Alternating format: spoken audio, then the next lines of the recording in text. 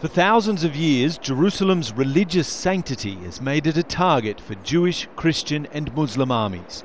But this city, seen by the three faiths as a pathway to heaven, has become a diplomatic hell for proponents of peace. Despite Israel's annexation of the entire city, this map shows what the international community recognizes as Israeli West Jerusalem and Palestinian East Jerusalem. But the 1949 Armistice Line, or Green Line, is only recorded on maps. The unmistakable fact on the ground of Israel's real intent is its 8-metre-high separation wall. The red line shows where the wall is already in place. The blue line is its future path.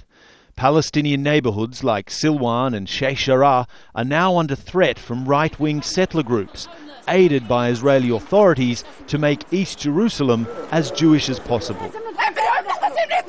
The international outcry over this month's eviction of 53 Palestinians from their Sheikh Jarrah homes included US Secretary of State Hillary Clinton, while the approval of an Israeli housing project in the same neighbourhood drew further criticism from Washington, which sees no difference between East Jerusalem and West Bank settlements. One of the biggest is Ma'ale Adumim, home to 33,000 Jewish settlers, where construction on new Israeli homes continues unabated. 3,000 Israeli homes are also planned for a site called E1, which will link this settlement block to Jerusalem. Only a police station has been built so far due to international pressure that included the Bush administration.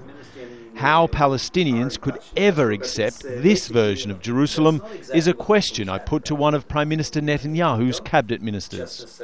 The Palestinians will once again have to understand that Jerusalem is Israel's capital, has always been, and it will be very difficult to reach peace without any possibility to compromise on the issue on Jerusalem. Abu Dis is an East Jerusalem neighbourhood now cut off from the city by Israel's wall.